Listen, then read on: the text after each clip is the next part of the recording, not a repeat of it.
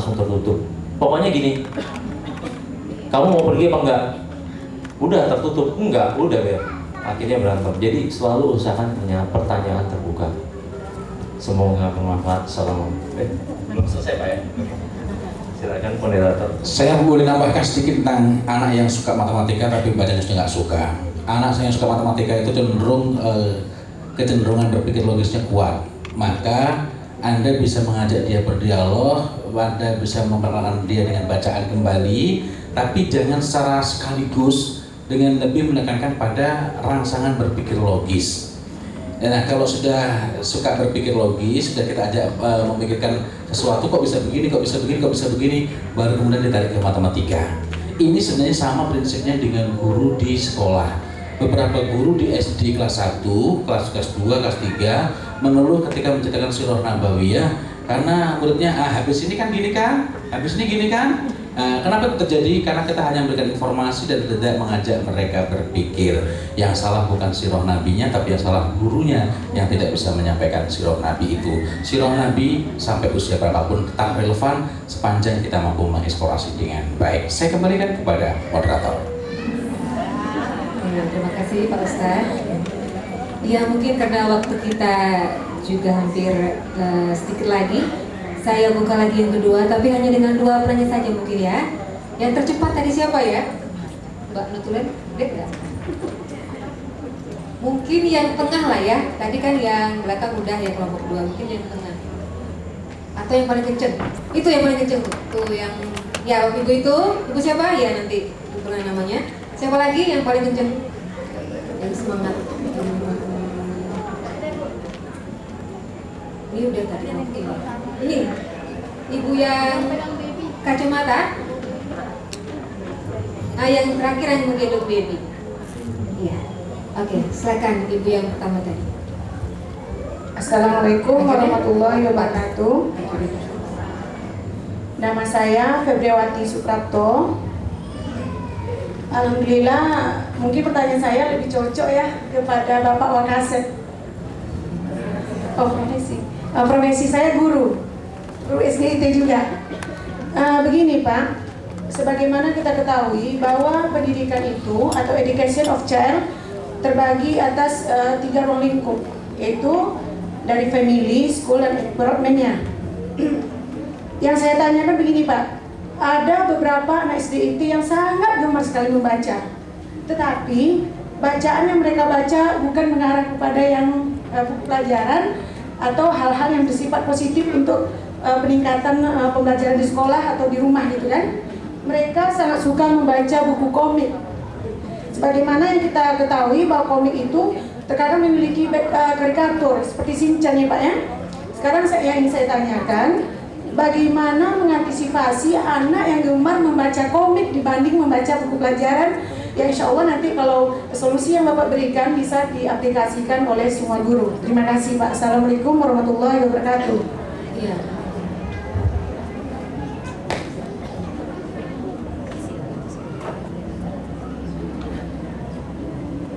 Assalamualaikum warahmatullahi wabarakatuh. Saya Ibu Vivi, profesi saya sebagai ibu rumah tangga, dan kebetulan saya juga mempunyai sekolah kelompok bermain dan taman kanak-kanak. Yang saya ingin tanyakan, sewaktu saya mengurus izin untuk operasional sekolah saya memang memberikan bacaan, ibaratnya memperkenalkan huruf kepada anak.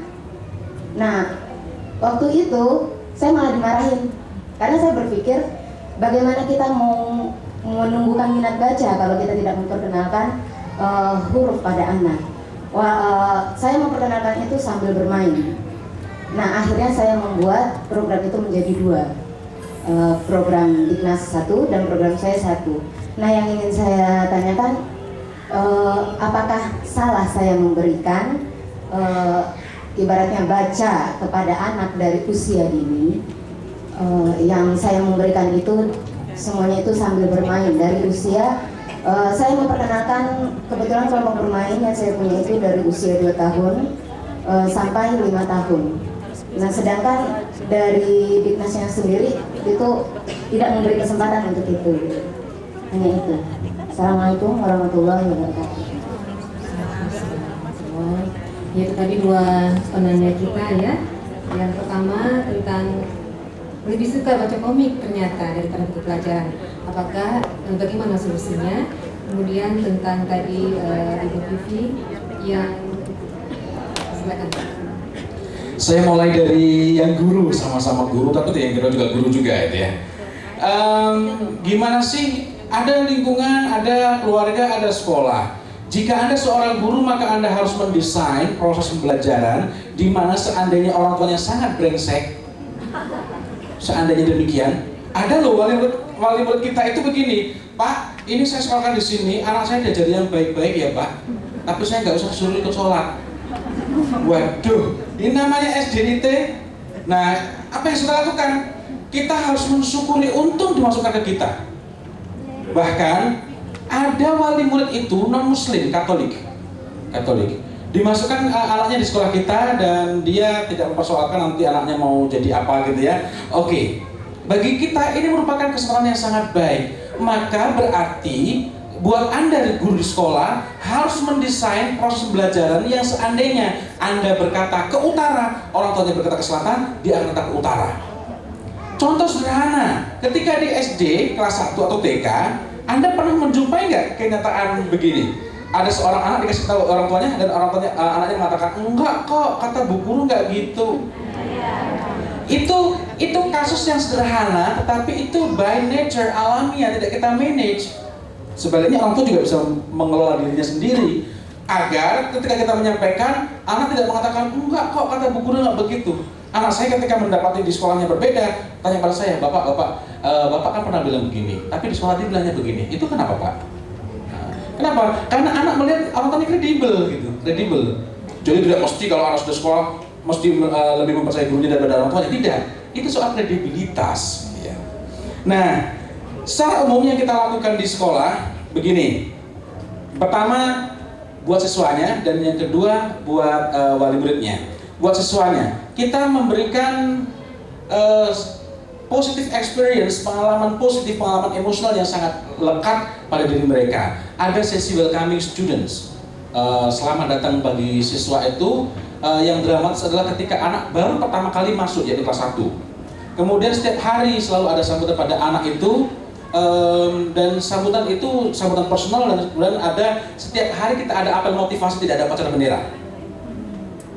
Satu hari Polres dari Kodim dan dari Dinas datang ke sekolah karena kita nggak ada upacara bendera, dianggap kita anti NKRI gitu. Akhirnya kita tanya tujuannya apa Pak? Upacara bendera, patriotisme, baik. Yang kedua, rasa tanggung jawab, baik. Yang ketiga, disiplin, baik. Kita sangat menyukai itu Pak. Kita sangat menginginkan anak-anak kita memiliki bukan hanya ketiga-tiganya tapi lebih dari itu. Nah, Bapak silakan datang, Bapak silakan tongkrongin kita, bikin upacara apel motivasi. Kalau memang keliru, kami siap bikin upacara bendera. Tapi jangan disuruh dulu sebelum Bapak menyaksikan. Nah, setelah lihat, kita bangkitkan patriotisme tanpa upacara bendera. Nah, setelah itu kita ajak bicara, Pak, apa yang terjadi pada Bapak ketika upacara bendera? Karena kesel juga ya, terlalu panas. Ini aparatnya. Dan yang kedua, Pak, di antara negara-negara ASEAN ini yang disiplinnya paling rendah menurut Bapak negara mana? Indonesia. Itu harus upacara bendera Pak. Nah, tapi itu pada aparatnya. Intinya kita apel motivasi. Apel motivasi salah satunya tadi saya contohkan. Atau misalnya baru saja Irak menang. Saya bukan suka nonton bola tapi saya suka baca. Kita ciptakan pada pelajaran olahraga. Kita ciptakan tentang Jorvan, pelatihnya Irak. Kenapa? Dia Muslim. Dalam waktu 2 bulan bisa mengubah. Apa yang membuat dia bisa mengubah? Keyakinannya sangat kuat dan lain-lain. Jadi strong leadership. Untuk anak kelas 4 atau kelas 5 ada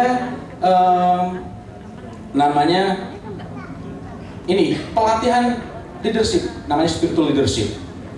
Jadi untuk anak kelas 4. Jadi bukan hanya untuk gurunya pelatihan itu. Pelatihan itu anak SD itu spiritual leadership. Kemudian ada pelatihan lain namanya TEFL. TEFL itu training for excellent life. Ini pada orang tua juga diberikan, pada siswa juga diberikan. Pada siswa kelas 6 diberikan. Kemudian ini minta tolong di D. Halo, operator. Di D contohnya. Contohnya, tapi mungkin kan nggak begini ya, dapat banget. Bawah terus. Ya, S. Seminar di Istiqomah. S. Itu kan D. Seminar S. Bawah ya, hampir ujung. Nah, seminar di Istiqomah. Ya. SDIT Hidayatullah. Ya, double klik. Nah, yang PowerPoint itu, ya, ini contoh yang kita berikan untuk membangun orientasi hidup, sehingga kelas 6 itu gurunya bisa santai, nggak perlu kasih bimbingan belajar intensif, mereka sukses. Hari ini lulusan kita itu sebelum jauh-jauh sebelum ujian akhir, baru kelas 6 ini sudah dipesan oleh sekolah-sekolah bertaraf internasional, tolong anaknya dikasih ke sini. Nah, apa kuncinya? Bukan karena kehebatan mereka, tapi strong leadership. Leadership pemimpin siapa? Pemimpin diri mereka sendiri. Nah, ini bisa dikasih contoh sebentar aja, nggak usah lama-lama. Tapi kayaknya kelamaan ya. Nah, bisa dilihatkan sebentar aja, sekilas aja. Kalau semuanya nggak cukup waktunya. Nah, ya skip. Ya, terus. Nah, ya seperti ini ya terus. ووصينا الإنسان بوالديه إحسانا حملته أمه kita jarang menanamkan visi pada anak, a dream to catch, وحمله وفصاله 30 شهرا apa yang kita pikirkan harus 40 tahun حتى إذا بلغ أشده وبلغ 40 سنة قال رب أوزعني أن أشكر. Escape berikutnya, ya. Anda lihat ada mapan di usia 40 tahun macam-macam itu. Nah, itu tutup saja karena waktunya nggak memungkinkan. Jadi strong leadership dan berikutnya strong character. Karakternya yang kuat. Dan berikutnya adalah strong motivasi yang sangat kuat. Kita tidak bisa mengawasi anak kita setiap hari. Pada saat kita sekolah kita nggak bisa mengawasi anak kita. Pada saat kita buang air kecil, nggak mungkin kan kita buang air kecil sampai ngawasi. Kamu ngapain? Nggak mungkin. Kita nggak bisa. Kita sangat terbatas. Pada saat kita tidur kita tidak bisa mengawasi anak kita. Pada saat kita makan kita tidak bisa mengawasi anak kita. Pada saat kita mandi kita tidak bisa mengawasi anak kita. Karena itulah yang perlu kita bangun adalah motivasi, strong motivation, strong character, strong leadership pada diri mereka. Kemudian yang berikutnya adalah school of parenting. Antara kita dengan orang tua. Orang tua itu perlu match dengan kita.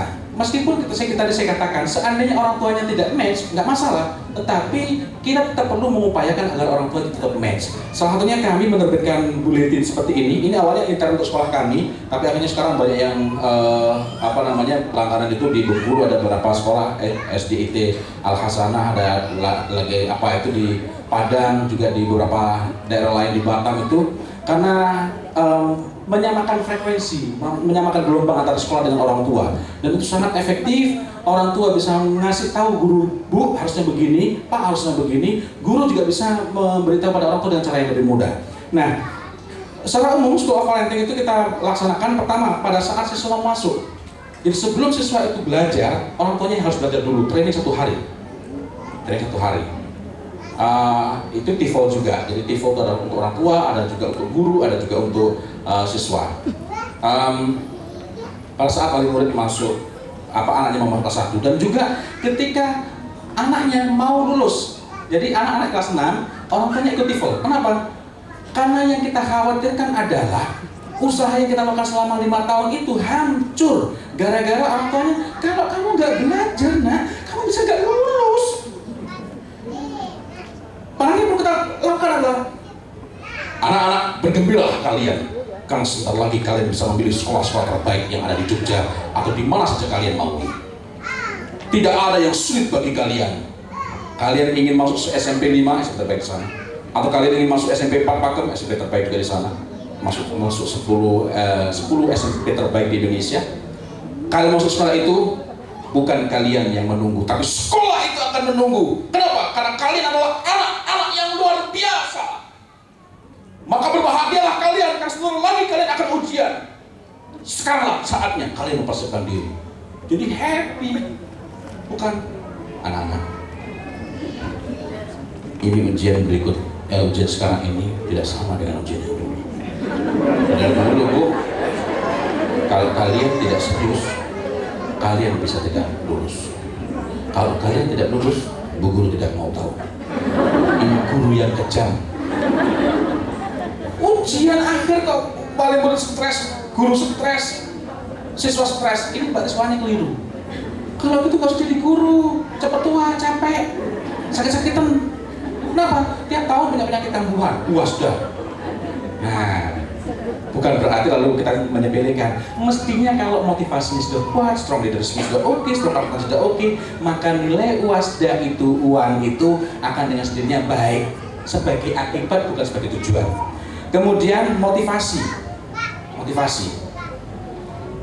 Training menghasilkan komitmen, motivasi itu menghasilkan tradisi untuk suka konseling. Jadi ketika anak saya kok begini, orang tua suka ke sekolah, datang menemui gurunya, lihat perkembangannya. Jadi komunikasinya hangat, motivasi. Biasanya kita berikan motivasi itu setelah 3 bulan atau 4 bulan anak masuk sekolah. Kalau training tadi pada saat anak baru mau masuk, orang tuanya di training. Kemudian kita bangkitkan mimpi pada mereka, dream, mimpi. Jadi kita perlu sering ketemu orang tua, bukan dalam format rapat wali murid. Dan kalau rapat wali murid sama sekali tidak membicarakan dana. Kalau bayar itu mudah, SMS udah kalau hari ini kalau begini, wahai sekolah-sekolah, jangan minta uang wali murid, Anda akan dikasih recehnya. Bayar 90.000, keluarnya ke 90.000. Oh Bu, maaf Bu, tadi kembaliannya belum. Cuma 10.000 tunggu. Tapi kalau Anda ambil hatinya, rekening yang istrinya nggak tahu pun kita tahu. Dan itu terjadi. Kami kemarin di launch Garuda ketemu dengan wali murid. Ini saya, karena wali murid awal, saya lupa ini. Ya Allah, lupa. Ngobrol-ngobrol. Dan ternyata wali muridnya itu justru yang menggebu-gebu membicarakan sekolah. Kemudian menawarkan bantuan-bantuan. Apa yang bisa saya lakukan ini? Apa yang bisa saya lakukan? Anak sudah lulus. Kenapa? Hatinya kena. Jangan minta uang pada wali murid, kasih recehnya. Minta hatinya, kasih dompetnya, kasih rekeningnya. Gitu ya. Tapi tentu saja Anda memotivasi itu bukan mudah-mudahan uangnya besar, bukan itu ya. Nah, itu bisa yang lain lah. Kemudian mabit, menginap. Kelas 5, kelas 6 mabit sama siswa, tapi juga mabit sama bapak-bapaknya. Kenapa bapak-bapaknya? Karena kuncinya ada pada bapak-bapak. Kunci terbaik untuk melahirkan anak-anak yang soleh adalah dengan mencintai ibunya sepenuh hati. Kunci terbaik untuk melahirkan anak-anak yang luar biasa adalah dengan mencintai ibunya sepenuh hati. Sayangnya, ibu sudah melahirkan, harus bertanggung jawab pula dan berikan secara keseluruhan. Di mana bapaknya? Dia pemegang saham 50%. Demikian, dan saya kembali kepada moderator. Ada yang belum ya? Tadi pertanyaan terakhir, ya Allah ya Rabbi, ini mohon maaf, al-waqtu qasir wal amal katsir. Waktu sangat pendek, sebenarnya banyak hal yang bisa saya sampaikan. Tentang memberikan pelajaran membaca pada anak adalah dialog dinasnya. Waduh, saya mau jelaskan gimana ya? Gini aja deh, saya nggak bisa menjawab dengan tuntas, karena itu saya jawab dengan ini aja untuk oleh-oleh pulang. Dan ini sekaligus permohonan maaf saya, karena harus berbicara anak. Lupa bahwa waktunya sudah mepet dan saya harus ke bandara karena jam 1 saya sudah harus kembali ke Yogyakarta. Salam saya untuk Anda semua, dan saya sangat bersyukur bisa berdampingan dengan Pak Novian Triwidiajaya. Saya berharap ilmu yang dari Pak Novian Triwidiajaya tadi betul-betul mengalir dalam diri saya. Salam untuk keluarga Anda semua. Maafkan saya. Assalamualaikum warahmatullahi wabarakatuh. Assalamualaikum warahmatullahi wabarakatuh. Maka Pak Novian kita disampaikan.